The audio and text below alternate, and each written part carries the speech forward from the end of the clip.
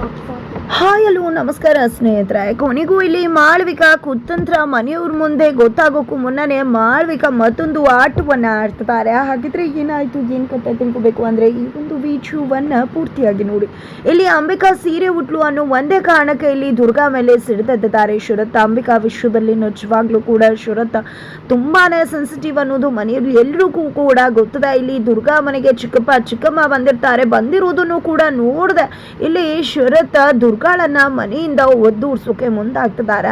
ನನ್ನ ಅಂಬಿಕಾ ಸೀರೆನ ಉಟ್ಕೊಳ್ಳೋಕೆ ಎಷ್ಟು ಧೈರ್ಯ, ನಿಜವಾಗ್ಲೂ ಇದು ಯಾವುದು ತನಗೆ ಇಷ್ಟ ಆಗೋದಿಲ್ಲ ಅಂತ ಹೇಳ್ತಿದ್ದಾರೆ.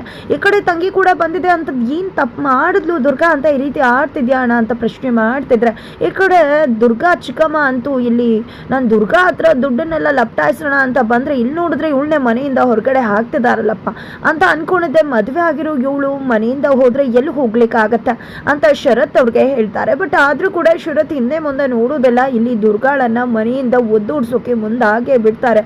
ಇಲ್ಲಿ ಮನೆಯಿಂದ ಹೊರಗಡೆ ದಬ್ಬೆ ಬಿಡ್ತಾರೆ. ಅಷ್ಟರಲ್ಲಿ ಆಲ್ರೆಡಿ ಅಲ್ಲಿ ಅಂಬಿಕಾಗೆ ದುರ್ಗಾ ಅಲ್ಲಿ ಬಂದು ಮದುವೆ ಆಗೋದಕ್ಕೆ ಕಾರಣ ಅಂಬಿಕಾ ಇಂದಾನೆ ಇಷ್ಟೆಲ್ಲ ಆಗಿದ್ದು ಅನ್ನೋ ವಿಷಯ ಮಾಳವಿಕಾಗೆ ಗೊತ್ತಾಗಿದೆ ತಡ ಹೊಸ ಕುತಂತ್ರವನ್ನ ಹೆಣೆದಿದ್ದಾರೆ ಮಾಳವಿಕಾ. ಅದೇ ಕಾರಣಕ್ಕೆ ಮನೆಗೆ ಬರ್ತಿದ್ದಾಗೆ ದುರ್ಗಾನ ಶರತ್ ಹೊರಗಡೆಯಿಂದ ದಬ್ಬಿದ ತಕ್ಷಣ ದುರ್ಗಾನ ಕಾಪಾಡ್ಕೋತಾರೆ ಮಾಳವಿಕಾ.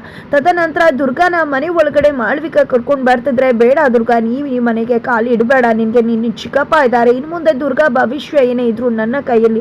ದುರ್ಗಾ ಯಾವುದೇ ನಿರ್ಧಾರವನ್ನ ಕೂಡ ನಾನೇ ತಗೊಳ್ಳೋದು, ಬಾಮ್ಮ ಹೋಗೋಣ, ನಿನ್ಗೆ ಬೆಲೆ ಇಲ್ದಿರೋ ಜಾಗದಲ್ಲಿ, ನಿನ್ನ ಅವಶ್ಯಕತೆ ಇಲ್ದಿರೋ ಜಾಗದಲ್ಲಿ ನೀನಿರೋದು ಬೇಡ ಅಂತ ಹೇಳಿ ಚಿಕ್ಕಪ್ಪ ಕರೆದುಕೊಂಡು ಹೋಗ್ತಿದ್ರೆ, ಇಲ್ಲಿ ಮಾಳವಿಕಾ ಅವರು ನೀವೇನು ಯೋಚನೆ ಮಾಡಬೇಡಿ, ದುರ್ಗಾ ಈ ಮನೆ ಸೊಸೆ, ಅವಳನ್ನ ಈ ಮನೆ ಸೊಸೆಯಾಗಿ ನಾನು ನೋಡ್ಕೋತೀನಿ, ಅವಳನ್ನ ಮನೆ ತುಂಬಿಸ್ಕೋತೀನಿ ಅಂತ ಹೇಳಿ ಇಲ್ಲಿ ದುರ್ಗಾಗೆ ಆರತಿ ಮಾಡಿ ದುರ್ಗಾನ ಮನೆ ತುಂಬಿಸ್ಕೊತಿದ್ದಾರೆ. ಈ ಕಡೆ ಶರತ್ ಅಮ್ಮನ ವಿರುದ್ಧವಾಗಿ ಏನು ಮಾತಾಡ್ತಿಲ್ಲ. ಬಟ್ ಇಲ್ಲಿ ಅಂಬಿಕಾ ಮಾಳವಿಕಾನ ಒಳ್ಳೆಯವರು ಅನ್ಕೊಂಡಿರೋದ್ರಿಂದ ತುಂಬಾ ಖುಷಿ ಪಡ್ತಿದ್ದಾರೆ. ಬಟ್ ಇದ್ರ ಹಿಂದೆ ಬೇರೆದೇ ಕುತಂತ್ರ ಇದೆ. ಅದೇನು ಅನ್ನೋದು ಮುಂದಷ್ಟೇ ಬಟ್ ಬಯಲಾಗಬೇಕಿದೆ.